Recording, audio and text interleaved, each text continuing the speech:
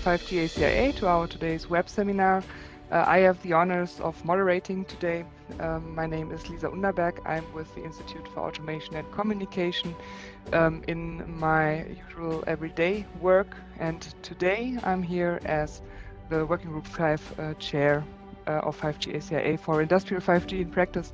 And that's very well fit from my perspective, as we are going to hear about testbeds today that are endorsed by 5G-ACIA. And in that context, we do have three parts. As of March 2022, we have 8 running testbeds that are endorsed by 5G-ACIA, and we are going to hear about 3 of these 8 testbeds today. The first part is the testbed at Fraunhofer FOKUS, which will be presented by Dr. Marius Corici. We will introduce Marius a little later in more detail before he talks about the testbeds. The second part will be a presentation about the 5G-SA OpenRan testbed given by Ralf Duemmler from Fraunhofer IIS. And the last testbed for today is the 5G material handling in manufacturing testbed, and this overview will be given by Lutz Rauchhaupt. During the web seminar, we're going to launch a couple of polls, live polls, to get your feedback on some topics and to get everyone familiar with these live poll process. We have prepared 2 questions to warm up. First question is, which stakeholder group do you belong to? You now see on your screen the question in next to the chat window, where you can just choose one answer. ICT, information communication technology, OT, operational technology, academia, or others. And you always have 1 minute to do so. And if everyone's a little faster, Jackie from the office will also close the poll a little faster. And that's our way to get some interactive feedback from everyone in the web seminar today to learn about your backgrounds or your thoughts on industrial 5G. Okay, here they are. That's quite an equal distribution here among all sectors. So thanks for taking part. That seems to have worked well, and as that has worked well, we do have a follow-up question, which is coming up right now. Which region do you come from? And I'd like you to ask you to select the region that you're coming from, so we also can have an overview on our on globally where our participants are from. So it's European afternoon, which is why I would expect people from Asia to maybe be asleep, but we will see if we have some night owls in the call in the webinar today. Yes, there's one person from Asia, so shout out or 1 or at least 4%, which I think will be a little more than 1 person, but very happy to have you here in your evening. Without any further ado, let's get on with the testbed information. At first, I'd like to invite Marius to the stage. Marius is getting ready to share his slides right now, and I will introduce him. He's a very experienced researcher. He studied some years ago in Bucharest, and after that moved to Berlin, where he is now with Fraunhofer FOKUS. He's working in the Department of Software-Based Networks, where he's also the deputy head, and he's in charge of 5G OpenRan topics at Fraunhofer FOKUS. And today we will hear about the deterministic 5G URLLC testbed for industrial automation. And Marius, we do see your slides. The floor is yours. Okay, good. Thank you. Actually, I come from core networks part, and I'm responsible for the development of the Open 5G core, not to have discussions about the OpenRan and other stuff like this. This testbed is a testbed between Fraunhofer FOKUS as a provider of core networks and connectivity, Huawei as the provider of radio equipment and user radio equipment and base stations, and Fraunhofer IPK, which provided us with the factory shop floor and with the specific industrial automation applications. And with a lot of things, many thanks to IPK and to Huawei for the help provided within this testbed. Now, the presentation has actually 4 points, which 4 points go through the testbed description, measurements, assessment, and the future plans. Just without further ado, going forward, this is the IPK location. It is a test factory environment. They are doing industrial automation. It is a Fraunhofer Institute, which has a good enough coverage and good enough equipment inside to actually look enough like a factory, and to be able also to have access to all the corners within the room without too many asking for permissions in comparison to actual production. Now, what we wanted to obtain with this testbed is, first of all, to obtain a distributed network infrastructure with core network and a RAN at different geographic locations. You will see this a little bit later. The core network was actually installed in Fraunhofer FOKUS, which is a separate building at 501 meters, 1 kilometer away, which was connected with optic fibers through the Deutsche Telekom network. And then we wanted to see how the a 5G AGV use case would work in industrial networks, and most importantly, we wanted to learn how the wireless radio environments behaves within a factory shop floor. What would be the limitations and the exceptional situations for the wireless transmission within such environments compared to the previous testbed that we had up to now. They were outside.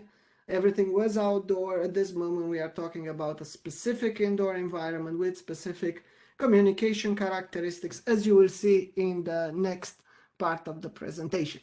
Now, as an architecture, the testbed was an end-to-end testbed with radio heads, with a baseband unit provided by Huawei, with CPEs provided by Huawei, interconnected with the Fraunhofer FOKUS Open 5G core, and through this we have transmitted the communication necessary for different industrial applications, as you will see into the next slides. We have completed a set of activities. First of all was the network deployment. The network deployment was not so simple because we have network administrators and we have to respect the specific policies in the different locations. We have done single device measurements. For the initial stage, we did not afford to reach levels of capacity. It was more about validating the end-to-end communication and to test the remote guidance of the vehicle and to understand the environment through which the vehicle is moving. Actually, we found out that this AGV with its auto-guided functionality is a very good measurement tool, because we can let it run through the environment and then start learning about how it would work. And then afterwards, we have gathered the data and started concentrating on the exceptional situations, trying to determine what is specific to this environment, what is special, and things like this. Here, the red bubbles, if you ask me what they are, these red bubbles are actually the positions where the radio heads are placed within the factory environment. And if you ask me what is the yellow thing, I will immediately say this is the area where you don't go with the robot. It's the part with the machinery. The access ways are actually through the middle and to the sides. Now, of course, as mentioned before, this is a Fraunhofer test Halle. So actually we went outside and we tried to see what's happening also into different regions where this robot could actually enter. This being said, in the next section is a little bit of accounting, actually, describing the measurements that we have done into the testbed. So first of all, the environment was with these 8 radio heads, all placed towards the south part of the factory. So the good coverage was into this area. We assume that the actually a rather bad coverage will be available into the upper area. We have this test frequency at 3.7 gigahertz. The measurements were done into this full factory area. And then we had 2 CPEs, one which was static, used for control, and one which was dynamic, put on the AGV and moving around through the environment. And the communication was done actually between the AGV the hub, the baseband unit, the packet cord of our UPF in focus, and then backwards coming to the next device. Practically, it is a device-to-device communication with infrastructure in the middle. Good. This being said, we had a rather large number of additional software pieces that were introduced into the environment. The auto-guided vehicle had this guidance program, which enabled the robot to follow different paths. The second was that the robot itself came with its own positioning mechanism. This is a non-3GPP positioning mechanism used to determine where the device was at a given moment in time. And this was rather important to be able to correlate the position with the signal strength, for example. For the signal strength, we used the Lierda CPE API.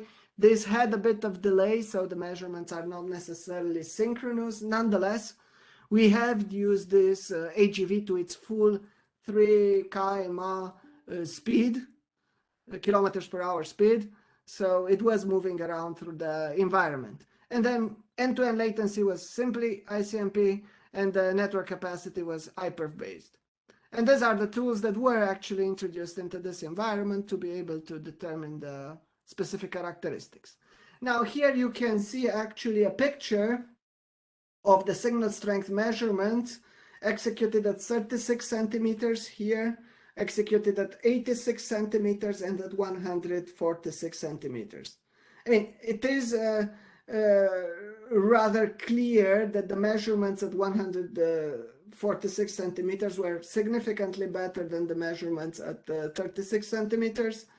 Nonetheless, our device was outside of any machinery. It was put on top of the AGV.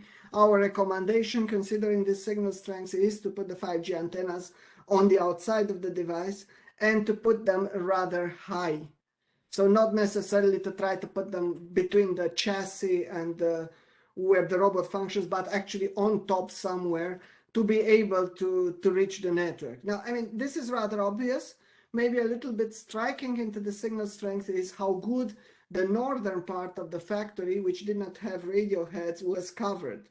From this perspective, our next tests would go more into the direction, let's reduce the number of the radio heads, not use all the 8 into the environment, but try with 1, 2, 4. Maybe we actually see that this would be good enough for this factory environment. So instead of having a very complex network from the radio perspective, to simplify this. Of course, this is a question of signal strength. It is not a question of capacity. If we want to have more capacity into the factory environment, then we will need more radio heads. Now, we have done 2 tests because the robot was actually programmable. We have tried a zigzag and a straight route for the robot. And then the path really matters. So zigzag was significantly worse as signal strength. So you can see actually the differences here. This is probably because of the radio devices themselves. We did not analyze the radio devices inside. Also, the speed of the device mattered. Nonetheless, being in the zigzag, actually the speed was reduced to 0, rotating back to 3 km, back rotating, and so on. Now, matching, and this was the measurement when we realized that actually the matching with the position was not perfect, because we had a very good positioning mechanism and we expected to reach a rather same type of good quality for the measurements. Nonetheless, we did not interpolate the data anymore. It is what it is at this moment. And again, this is rather good enough. I think these measurements were executed at 86 centimeters height. So not very low, not very high, in the sense of giving a potential of what would happen if this robot would be actually towards 1 meter. I forgot to say, on top of 1.5 meters, it does not worth to do any measurements anymore because there was not so much interference. There was not so many devices that could interfere with the radio signal. Now, some specific measurements entering and exited the shop floor. So yes, the deployment was meant to cover the shop floor. Nonetheless, we have tried also what happens to the door. and it is, I would say, dramatic. So for any type of commercial deployment, a radio head should be deployed on the access ways. I mean, this was actually visible also into the network capacity and into other things like this. It influenced this will influence also handovers. And these are normal walls, so there was no special wall here. So practically the device was continuously saying very good signal strength, very good signal strength, going out, bad signal, and this bad signal is actually because of the delay of the transmission. In this situation, the speed of the AGV did not impact the measurements.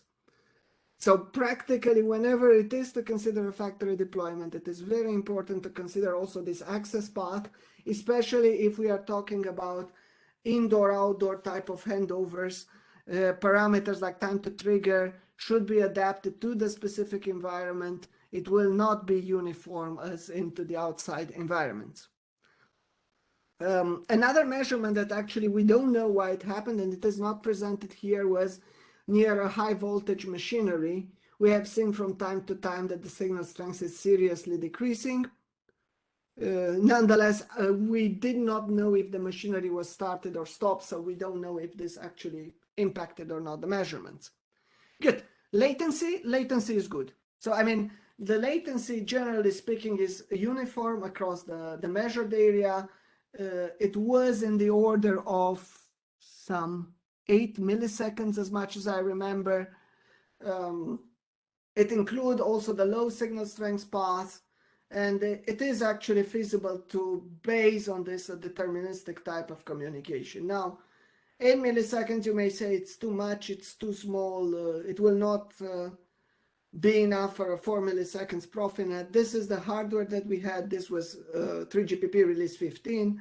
With the newer releases, it becomes better and better. Good. For the capacity tests, actually, there were several situations that were observed. They all have to do with the signal strength. So practically, we had retransmissions at radio level to be able to maintain the capacity, to be able to have a reliable communication, and all of this were where the signal strength was rather bad. So this is at the entry, as we have already mentioned. It was near high power devices and at very low heights. So practically, ultimately, the location of the radio heads, by the way, we put them on top, very high, and the location of the radio antennas would matter. This was in 3.7 gigahertz. If we go to millimeter wave, it would matter even more, this type of deployment. So dimensioning of network, planning of the network will be a serious and rather interesting process to work with. Of course, radio heads you put where you have power and where you have a cable to connect them. Sometimes you don't have too many options like Steckdosen or other things like this where to place the things. Now, yeah. But so, as an assessment from our side and a set of conclusions, radio heads placement is highly significant. It matters where it is placed. Signal strength at low heights also is becoming significantly lower. So it would be good to avoid the retransmissions at RAN level, to place the 5G antennas on the devices a little bit higher. And also this door effect was unexpectedly strong. So placement of radio heads in the entry hallways or outside, and of course reconsidering of the handover procedures as parametrization of the existing 3GPP standard ones is rather significant. Otherwise, the capacity of the network was rather uniform. I mean, this was expected that it will be rather uniform because of the configurations from the radio equipment itself, and also except for the signal strength limitation, the delay of the network, and those areas, the delay of the network was also rather good. So from this perspective, so what we have learned as basis for the dimensioning and the planning is that ultimately we should be very careful with the deployment of the radio heads. We have learned actually what would be the limitations. Unexpectedly, the quality of the air was not important. It was actually a rather clean air from metals and other things. So propagation went rather well, and so on. Good. This being said, as the next steps for this testbed, we want a more diversified type of communication, for example, connecting more devices with multiple applications and check the side effects of having multiple devices within the environment. The adaptation of the network towards layer 2, so to be able to support the testing of Profinet. Hopefully we will get to the 4 milliseconds to run Profinet in a rather transparent way across the 5G network. And then, of course, to upgrade the network with newer versions of UE, RAN, and so on, as to showcase also the advantages of the latest 3GPP standardization developments. Same for us, to upgrade the testbed with our latest Open 5G core, release 7, where we have from the core network side acceleration of the data path, support of very high capacity, and the support of Ethernet bearers. So to be able to practically address these additional points on top.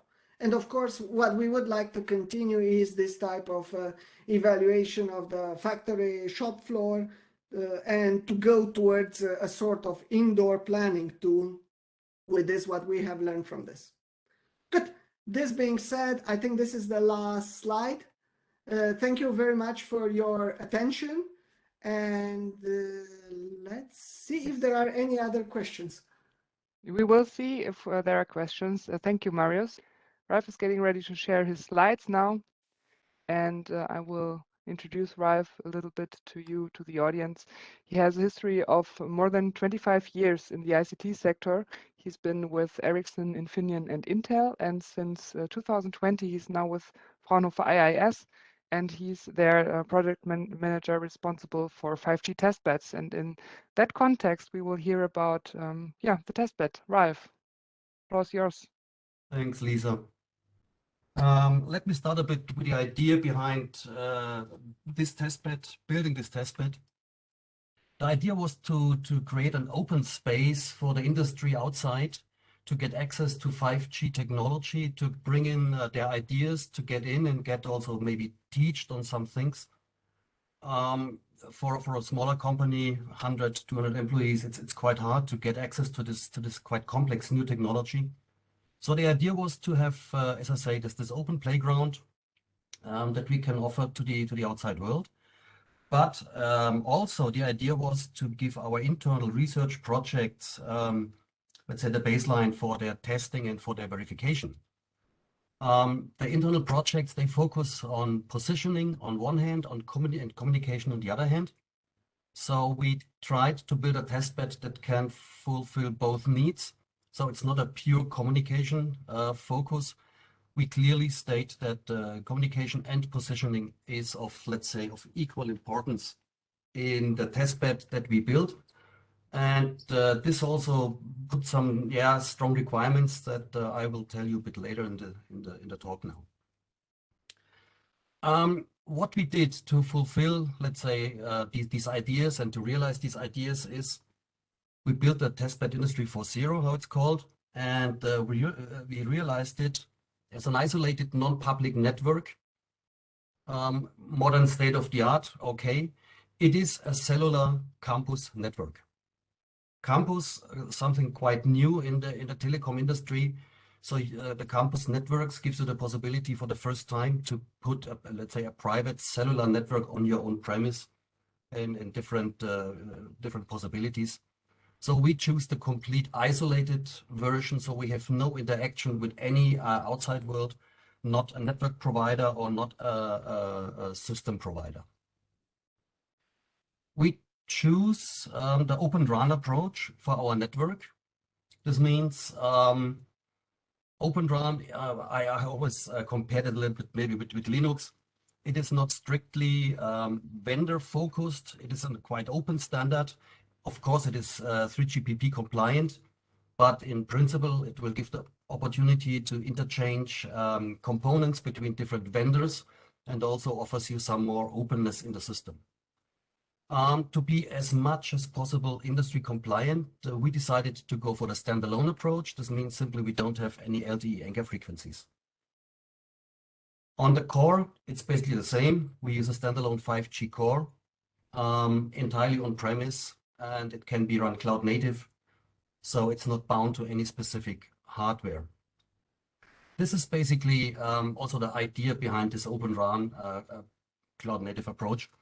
All the network functions, they are not bound to any specific piece of hardware. They are just virtual they are just virtual software processes, so to say. And they actually run on commercial off-the-shelf hardware, and they can be moved around freely on these hardware components that we have. I'll come to this in a minute. Currently, the network runs on the 3GPP release 15, but of course we do have strong plans to upgrade, currently up to 17, but of course we go even higher if the suppliers support these new releases and new functionalities. Our network in general is spread over 2 sites. We do have Fraunhofer IIS in Nuremberg and in Erlangen. The main customer focus, let's say, is Nuremberg. This is the biggest part of the installation. But also in Erlangen, we have a smaller part of the installation. And the interconnection between these sites is realized with the 10 gig fiber, a dark fiber line. What we hold on the 2 sites is we hold a full 100 megahertz campus license, frequency license, 3.7 to 3.8. And we do have a test radio license for the millimeter wave later on.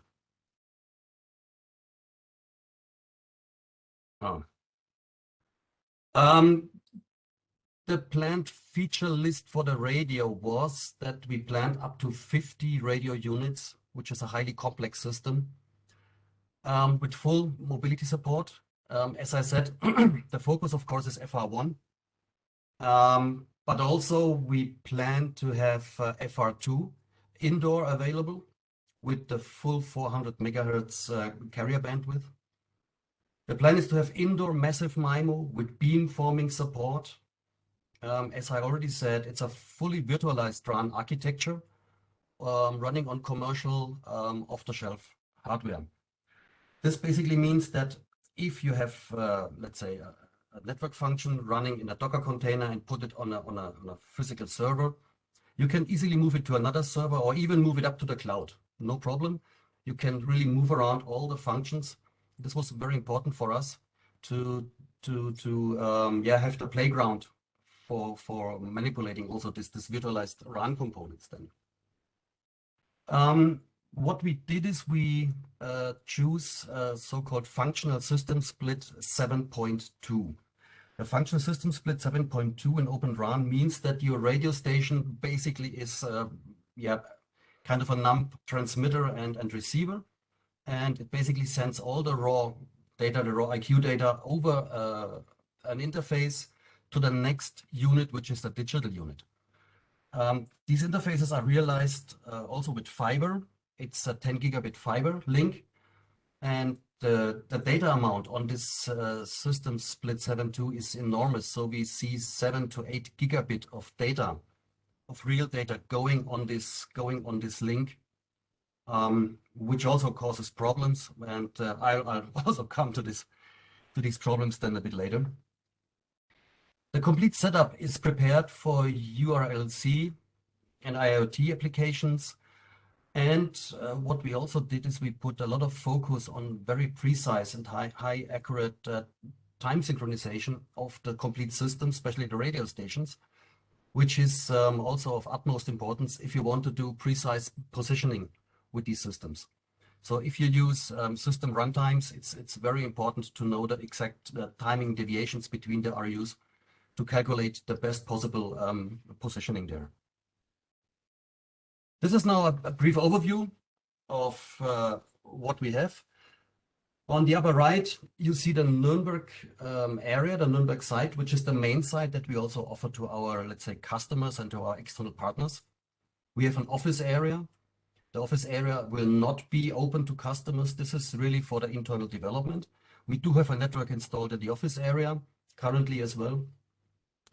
But this is used by the colleagues developing positioning algorithms and thinking about new positioning possibilities. The industrial indoor area, you can see it in a picture below. This is our main focus area where we plan to offer use cases, where we plan to offer open space to customers to play around together with us. And this is a roughly 1,200 square meter hall. It is installed with a lot of reference systems for positioning. It is installed with, for example, Wi-Fi 6 as a communication reference system. It is installed with a reference positioning system. You can see this in the middle, this black stick, where you can basically reach every point, every three-dimensional point in this hall with the ultimate accuracy. So you can always prove that your positions that you calculate, maybe via 5G, you can prove with the system that they are really correct and what is the deviation with them. On top of that, we do have an outdoor area. The outdoor area is connected with the indoor area. You can even drive in with a truck, so quite heavy loads can be brought in. And also there we see a lot of interesting use cases changing from outdoor to indoor, especially in the combination of communication and positioning. When you think about GPS signal there, a GPS signal gone. So you go to the inside and then you switch from GPS, for example, to 5G positioning. Okay, when we planned the system 2.5 years ago, there was a decision for OpenRan, mainly because of the openness of the system. The idea behind was if we have customers that want to bring in their own development, that they want to bring in their own ideas, having OpenRan is a good possibility to look into the system, to get traces on the different system interfaces. This is all not possible with commercial systems from let's say, one of the big vendors. Yeah? But having this OpenRan approach, for example, using Wireshark, you can get quite interesting information from each of the interfaces in between that helps you to debug and also optimize your systems. Of course, one of the decisions was the COTS hardware. So it is not a black box where you have no access. As I said, it's a complete open thing. And then the next decision base for OpenRan was the system split 7.2, which enables you to split up the system in multiple functional blocks. So you have the radio unit, you have the digital unit, the centralized unit, and the core. So not only just one big black box, it's different systems, and you can play around with all these systems. The planning and the complete ordering of the system was done in May 2020, and the goal basically was to be fully operational in December 2021. The radio planning, the complete IT planning, the fiber and power cabling finalized in December 2020. As we have heard in the speech before, radio planning is quite tricky, quite important. So we did a lot of simulations, we did a lot of optimizations until we found, let's say, the right places where to put the radios. And still now in the first testing, we may see room for improvement there. So it can easily be that we're gonna move around some of the radios maybe when we get real hands-on experience, and we may run into some issues there. The IT planning, quite tricky because all the systems, as I said, are interconnected, and you need a lot of fiber optics in between, a lot of routing. It's a lot of IT stuff that is behind the system. But again, this is the price you pay when you have an open system, completely flexible. Then you have to put a lot of effort in this fine-tuning. The installation of our system started in April, and due to the complexity of the system, we decided not to do everything on our own. So we decided to bring in an integration partner. It's a company called Citycom.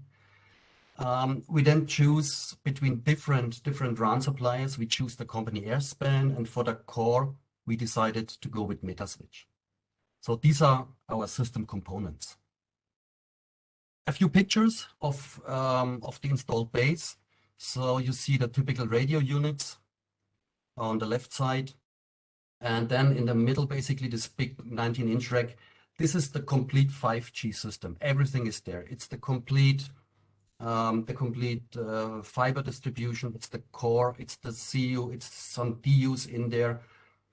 This is placed in Nuremberg, where the heart of the system sits. On the right side, you see a separated CU and a separated DU that is placed in Erlangen. But it's only a co-located site. As I said, the main site is Nuremberg, and the core, so the head of the system, is located in Nuremberg. So, as I said, the plan was to have everything ready 2021. And then, let's say, during the installation of the system, during the planning, over time, we realized that, let's put it like this, OpenRan, when we decided for OpenRan and bought OpenRan, it was more or less PowerPoint, and that started to materialize, but not, unfortunately, I have to say, not as quick and not as mature as we expected. So as I said, the plan was to have 50 radio units installed with different things, FR1, FR2, millimeter wave massive MIMO.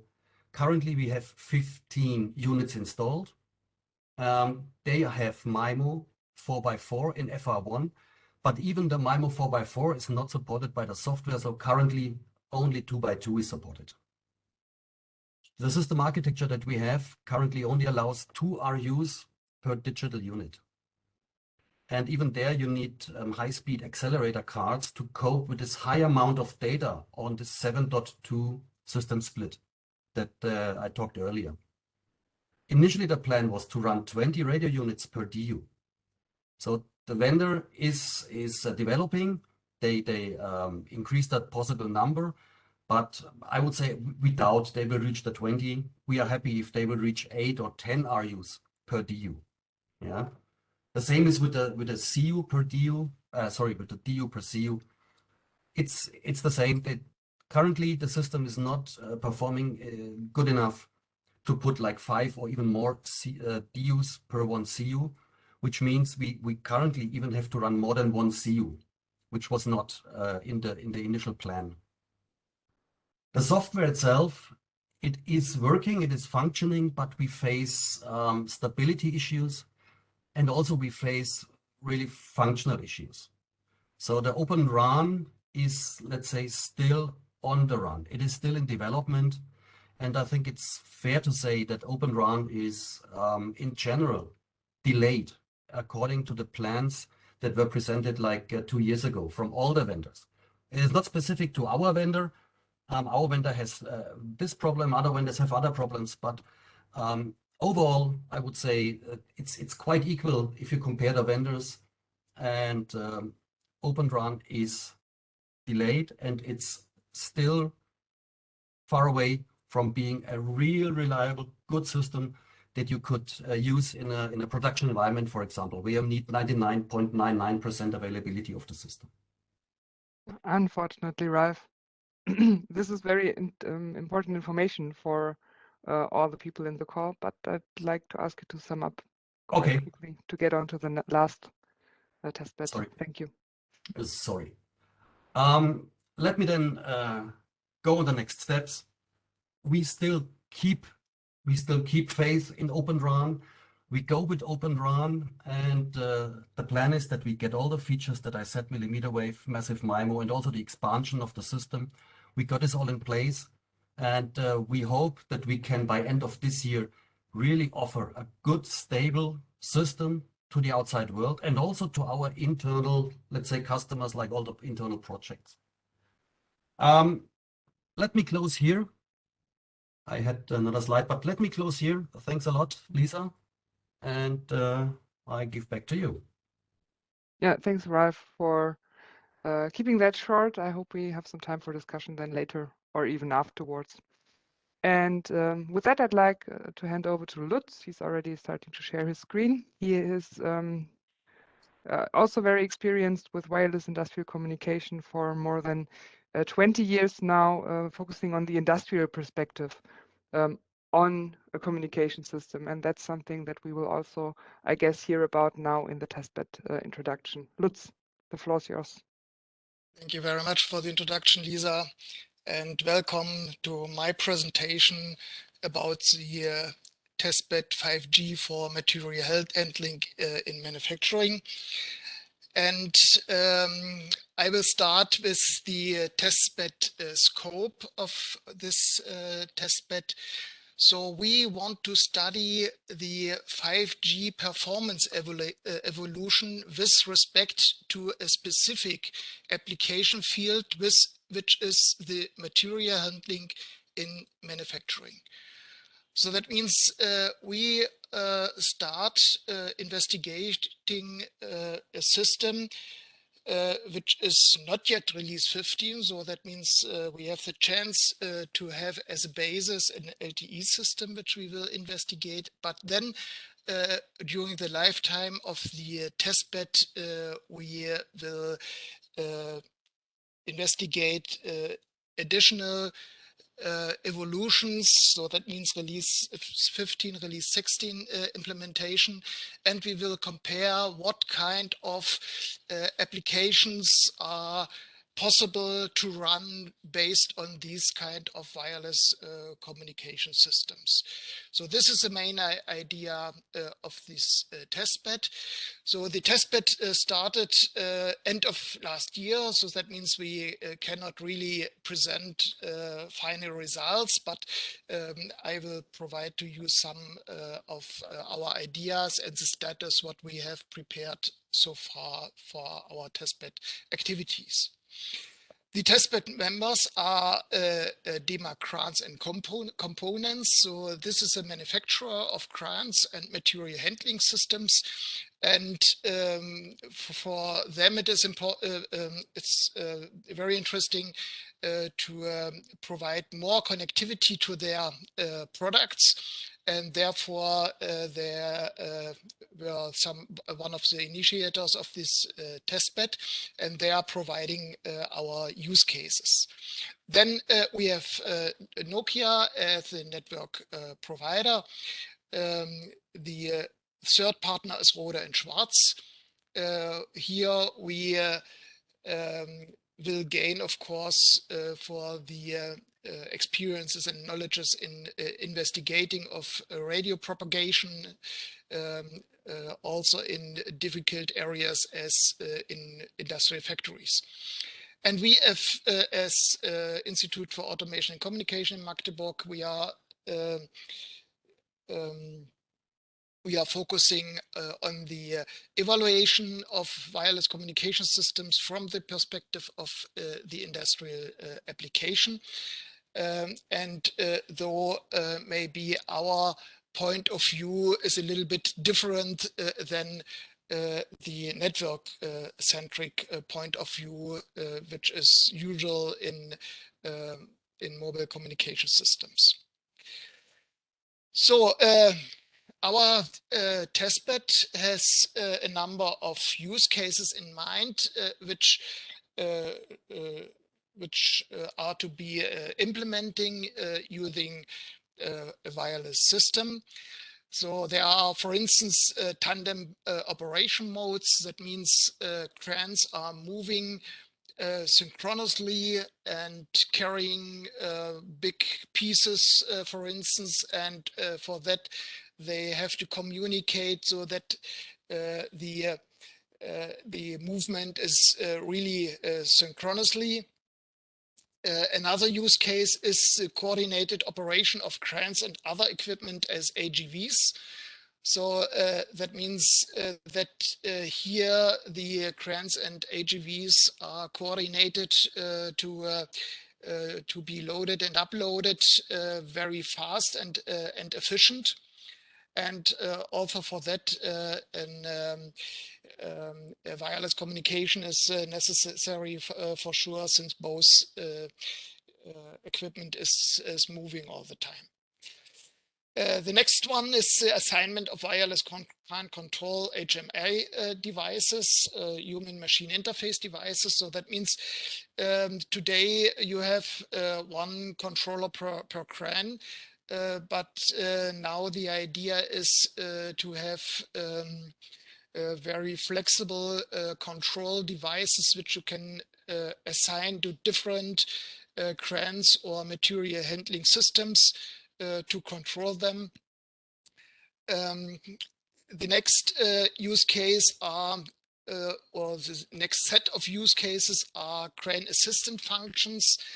So that means functions like come to me. So the operator just says that the crane should come to a certain position, and then without directly controlling, the crane moves to the expected position.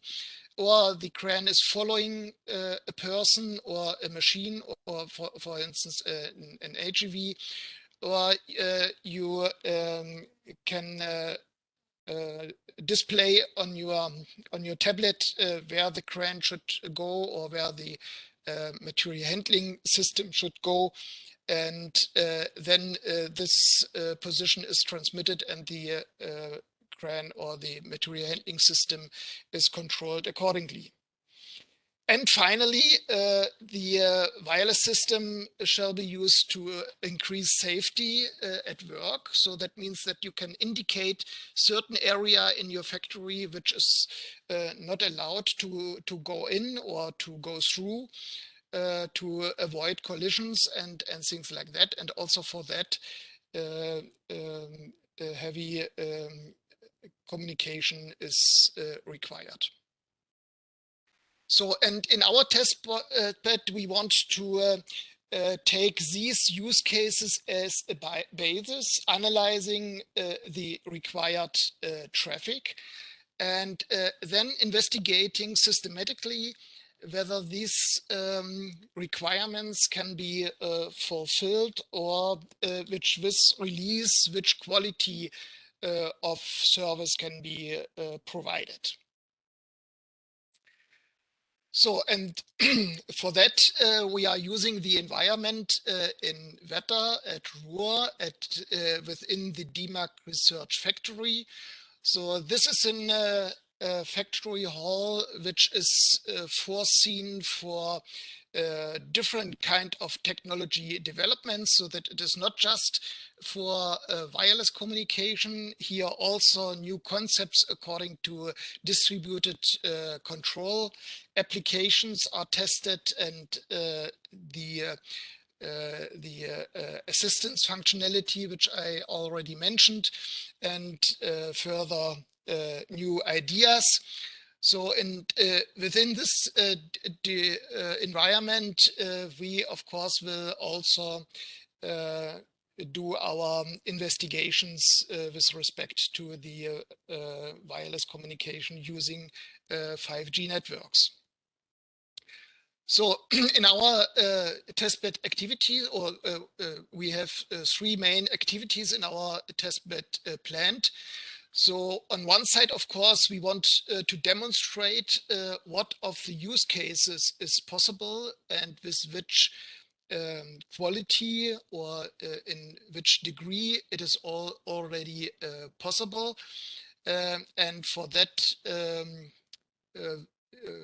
we are planning events where we are showing what can be done using the network infrastructure. Then the second main part is doing measurement campaigns. So that means here we will specify very specific test cases, and we will investigate the communication behavior under certain conditions.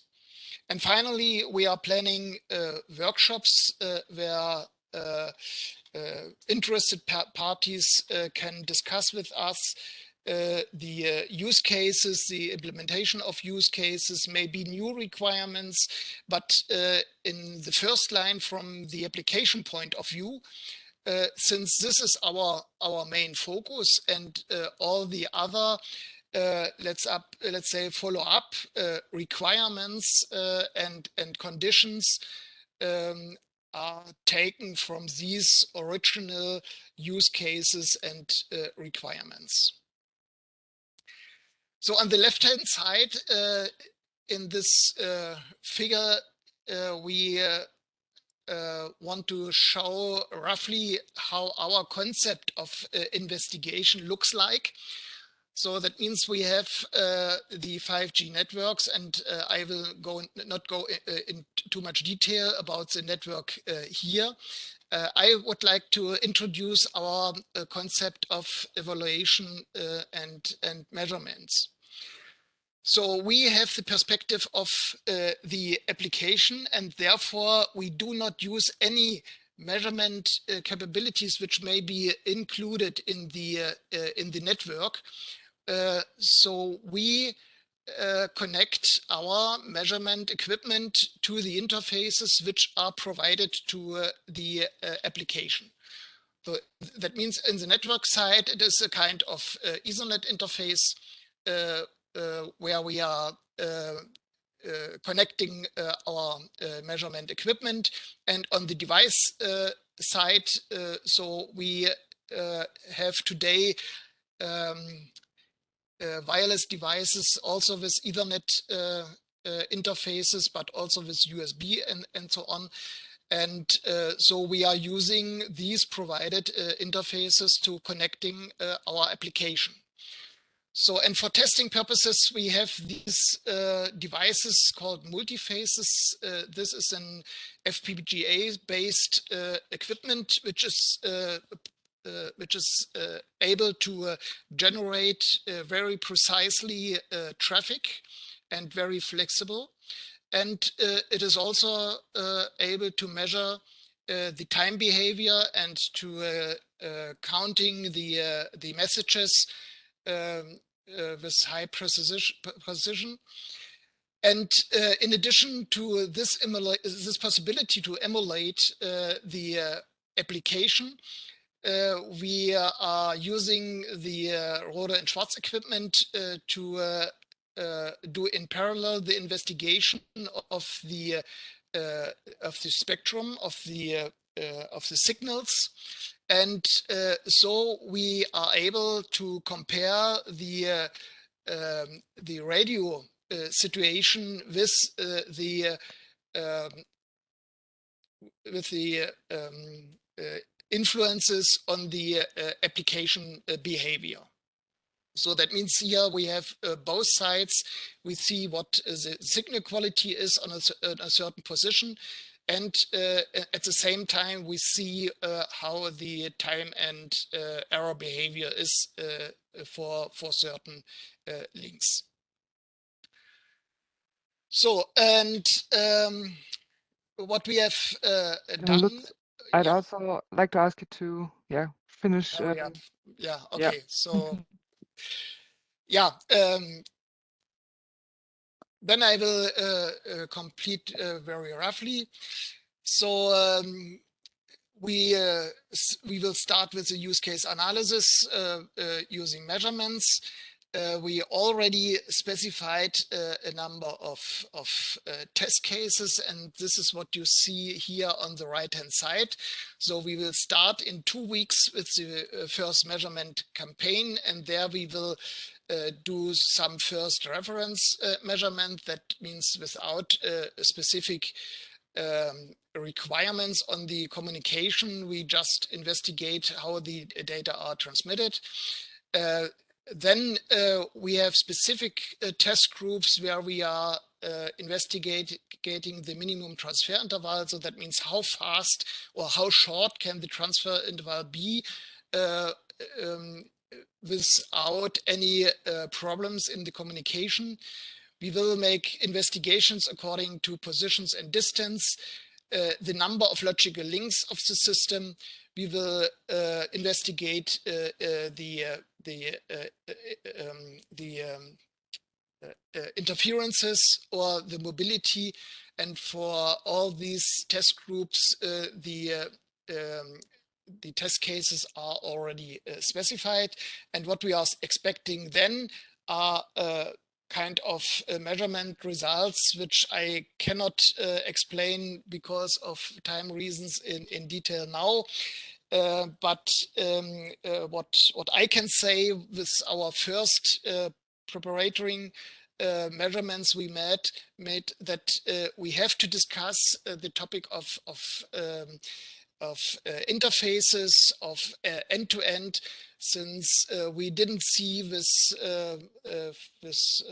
mobile network systems times like 7 milliseconds all the time. You see it here in the distribution, for instance. So, but this is something we will show and present in our next webinar. And there you can then see the detailed results of our investigations and managements. And as I said, we will have workshops where we can also discuss in details these kinds of results. So far, my short overview without any detailed results yet. But for that, I will invite you to follow up our testbed and take the outcome in the next presentations. Thank you very much. And now it's almost 4 p.m. In the end of our web seminar. Because some people might need to leave, I just give some general remarks, and then we will have some questions afterwards. So what Lutz said is really important. We will follow up on all of our test beds and the results. So please follow 5G-ACIA on various social media, for example, or the website, so you can get all the relevant information also about the workshops, for example. Get in touch with our testbed members to ask further questions. So there was a lot ongoing in the Q&A. For now, first of all, thanks to all the 3 speakers, and also to Ralf and Marius for answering questions already in the Q&A box while Lutz was presenting. In general, it seems that there's a lot of interest in how the measurements were conducted, under what circumstances they were conducted. And for that, I'd like to ask Marius. He already answered that in the chat, but maybe that's also interesting to emphasize it. There was a question, Marius, regarding the latency measurements. Yes, what exactly meant end-to-end, and how was the network load otherwise than the measurements that you conducted? Yes. So actually, I tried to answer in writing. Nonetheless, I think a clarification is needed. The network was empty. Practically, we have these 2 devices, and this was everything in the network, and only one was of interest as being moving through the environment itself. The measurements were executed between UE, G node B, UPF, G node B, UE. So practically, it is a smaller data path than what you would expect in an application environment, where you will have to practically pass through the applications. Now, I actually did not find at all specific or problematic this 8 milliseconds, because we have obtained 12 milliseconds, for example, with common LTE small cells. And the reason for all this, rather 12, 15 milliseconds it was actually for LTE. The reason for these numbers is actually that the network is self-contained. So, I mean, the optic fiber we measure in microseconds between the 2 locations of the testbed. So practically, it is like the smallest possible delay to achieve. Nonetheless, 8 milliseconds is still a rather big number, especially because we are a bit far from the determinism that we would like to have, in the sense of packets get lost and have to be retransmitted at radio level on one side. And on the other side, of course, the 4 milliseconds UE to UE with a base station in the middle would be a sort of a target. What I wanted to say is that this type of delays are achievable. Because we have this discussion with the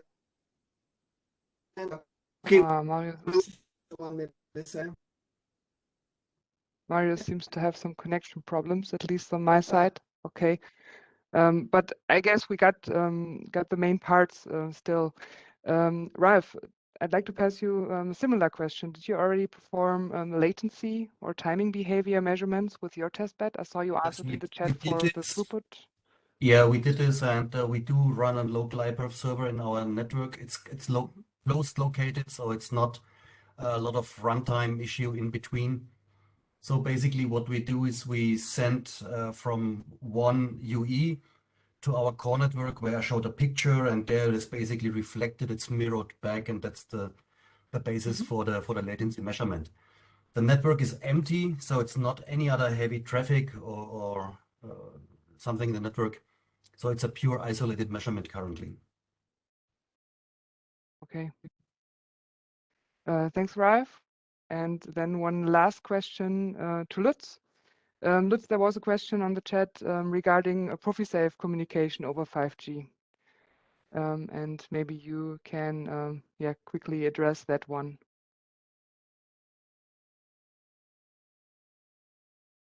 So there are so many questions so that I couldn't find out the actually one, but yeah, here.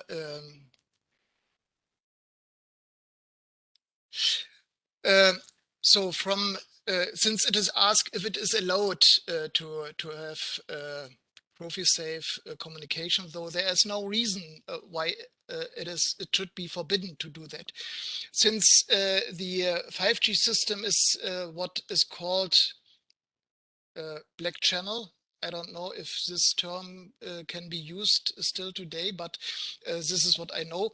So that means you are assuming that the minimum requirements concerning the error rate is fulfilled, and this can be assumed for 5G systems.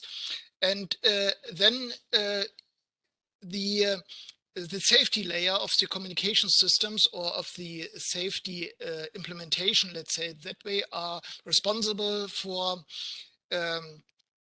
ensuring the safety states. And the only thing what could be happen is that if you have tight timing requirements for your safety application, and you don't fulfill this timing requirement with your communication, then your application will stop, will go in the safety state, and you will not have production in that case, of course. So that means, of course, you can use it. And it will be the task for the future to find out what is the limit for the so-called safety deadline, which ensures you that your system is running in a safety way. So, and this is what will be done also in other testbeds. But I think from any testbed we will get some results for timing behavior, and based on that you can investigate, or you can assess what kind of safety application you can implement and what not. So, for instance, just as an example, assuming you have a fence around a dangerous area, and if you open the door, the machine should stop. And if you want to implement that, the distance to the dangerous area is of importance. And if you need to have or if you have longer times for communication, then you have to build your fence in greater distance to the dangerous area. So, and now, as I said, it is important to find out what is possible today and in future with the 5G systems. And that's a very good word for closing today's web seminar, because that's exactly what we are going to do in 5G-ACIA with our endorsed testbeds. And in case you're interested in ProfiSafe communication over 5G, I can already give an outlook on the testbed that started recently that exactly has this questions in focus. And with that, thanks again to all the speakers for also answering questions live and in the chat, to all the listeners who took some extra minutes to join our Q&A session. And I'd like to invite you to join us again on our web seminars to watch the recordings of the other testbed presentations. And thanks for joining. Have a nice day. Talk to you soon. Bye-bye. Thank you. Goodbye.